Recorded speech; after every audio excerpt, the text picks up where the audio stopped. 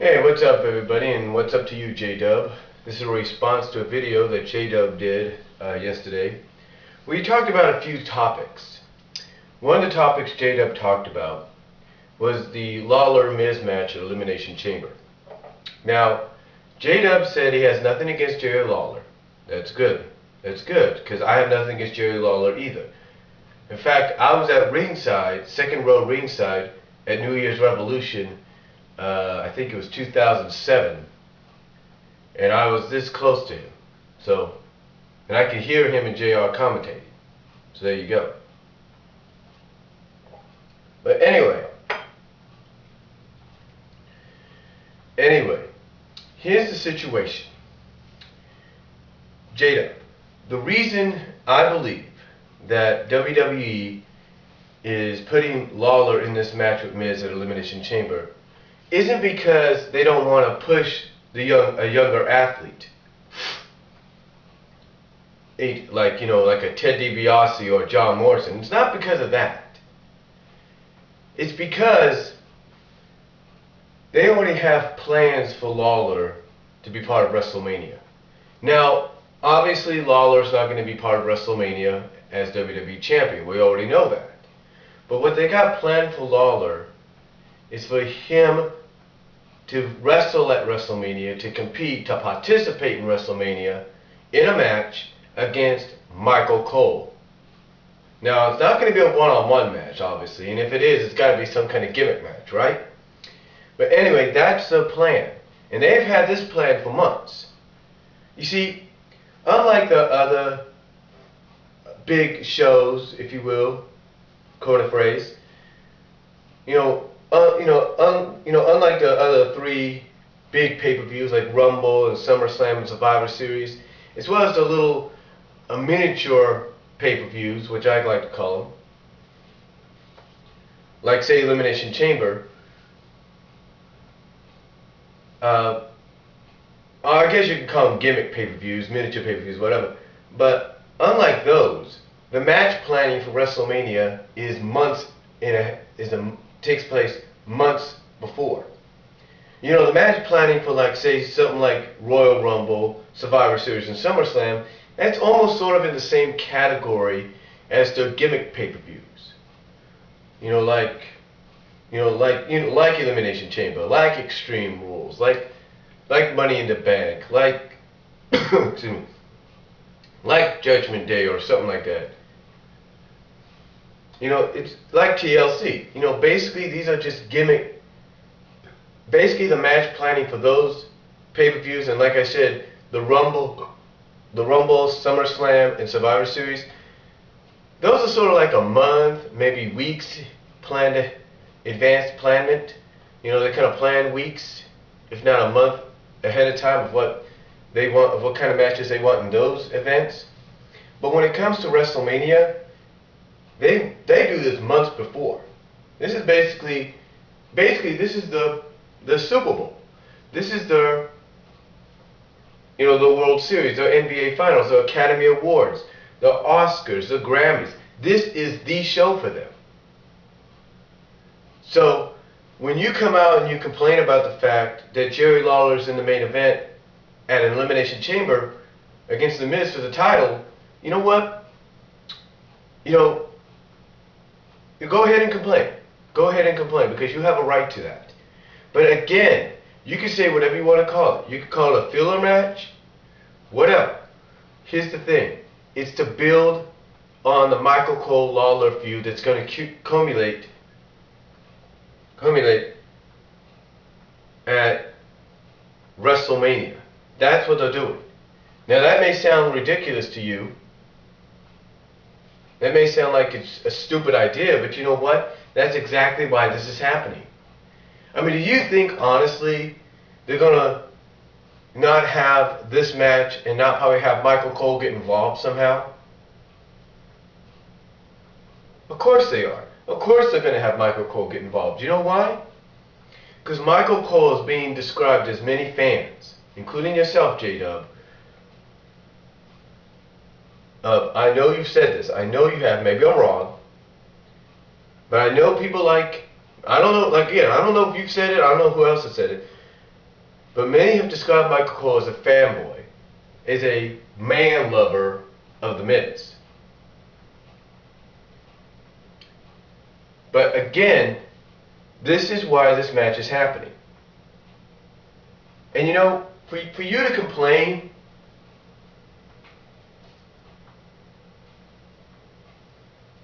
and you know, for you and people like other people, for you and other people to complain at the fact that Lawler's getting this shot at Elimination Chamber, I mean, come on, that's stupid, all right? I mean, I'm not trying to be mean, I'm not trying to be rude, but it's stupid. Because think about it. I mean, I can understand if Lawler got a title shot at the Royal Rumble, or he got a title shot at SummerSlam, or even Survivor Series. I can understand the argument there. But when you have a gimmick, miniature Clash of the Champions in your house pay-per-view like Elimination Chamber, then it shouldn't be that big of a deal. Because, you know, let's take a look at it. With the exception of maybe Night of Champions, Elimination Chamber, Extreme Rules, Fatal 4-Way, Money in the Bank, you know, pay-per-views like that are no big deal. Because the majority of the times, the major champions, like I said, with the exception of maybe Night of Champions and maybe even Fatal 4-Way, neither major champion, either WWE or World Champion, loses their title. They never do. So don't worry about it. Don't complain about it. Again, like I said, I can understand Rumble, SummerSlam, and Survivor Series, and even Mania. I can understand that. But come on, honestly. Now, another thing you talked about was the mysterious figure being teased in the promo for 2/21/11. Well, there's been numerous sources gone around that have said it's The Undertaker. There have been numerous sources saying that it's Sting. Well, the reason these sources are saying it's either one or the other is for two reasons. According to one source, the Save Mart Center, or the Save Mart Arena, if you will, in Fresno, had a poster up for Monday Night Raw indicating in big yellow letters, or kind of like similar to what we saw in that teaser. It said, "The Return of the Undertaker." Okay, that makes sense. But get this. But here's the thing: if that teaser, that promo is for the Undertaker, then guess what? WWE doesn't want nobody to know, right? So as quickly as that poster got revealed or was talked about, Save Mart, due to WWE, basically forced Save Mart to take that poster down, which is, you know, good business sense because you don't want to spoil anything. Now, another source says it could be Sting. Why? Well, according to some sources, according to one source, which was the wrestling column at the New York Daily News, Sting has signed a one-year contract with WWE. Now, another source confirming that it could be Sting is that what they did when trying to confirm it might be Sting is they used the DVR to slow down that promo to see if they could see any clue there. And they said that towards the end of that promo, like around the wall area or something like that, and maybe even the 2/21/11, they can almost, you know, not almost, but they thought they saw something that looked like an outline of Sting's face paint. You know? So, you know, that's one source. And another thing that they pointed out was the way the promo was presented. Very similar to the promo Sting had in WCW going into Starrcade 97. Get what I'm saying? So if that is who it is, then that would be huge. That would be huge. And when you think about it also, you look at the trench coat and the boots. The trench coat seems a little bit more dirtier than what Undertaker would wear. Undertaker's trench coat's a little all leather and everything, but a little shinier. This one seems very dirty. So the question is, could it be him? Could it be Sting? And can you imagine the pop, the ovation in Fresno if it is? And this also leads to the fact that there is talk that if it is Sting, we could possibly see Sting versus Undertaker at WrestleMania. We don't know. We won't know until the 21st of this month, which is in basically 19 days. So, or 18 and a half days. That's the only time we're going to find out. Excuse me for a second.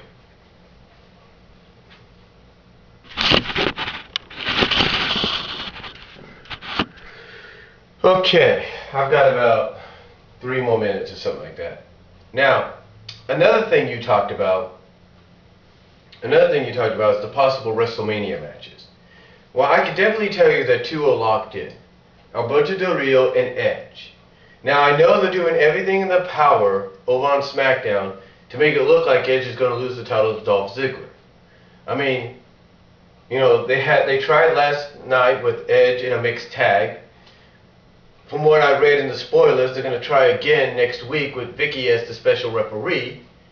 So, I know they're trying their best to get the title off Edge, but I seriously doubt they're going to do it. I mean, if they do, then Edge is just going to retain it or regain it at Elimination Chamber. We already know that. But come on. You know, come on. You know, are you serious? Really? But I think it's an obvious lock, if you will, that we're going to see Del Rio and Edge. Because that's what they've been advertising, and that's obviously what fans would like to see. Also, looks like an obvious lock is Cena and Miz. Other possibilities, Undertaker and Wade Barrett, that could change into what fans would want to see, and that's Sting and Undertaker. So right now, the tentative plan for Taker at WrestleMania is going against Barrett. That could change though to probably Sting being there and Barrett probably being put in to a Nexus versus Core match, which is also being talked about 3-on-3 or 4-on-4.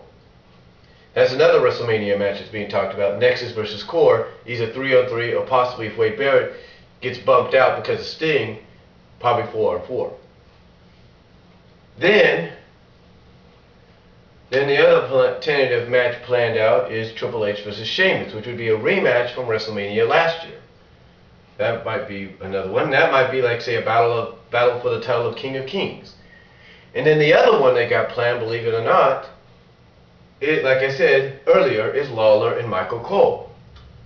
Now, there's talk that Lawler and Michael Cole could be in a tag match or a handicap match, which is Lawler against Riley and Cole. Or it's Cole and Riley against Lawler and a partner to be determined. And maybe they'll add a stipulation, knowing WWE. Maybe the stipulation is if Lawler and his partner lose, Lawler leaves WWE. Or if Lawler and his partner win, Michael Cole leaves Monday Night Raw. I don't know.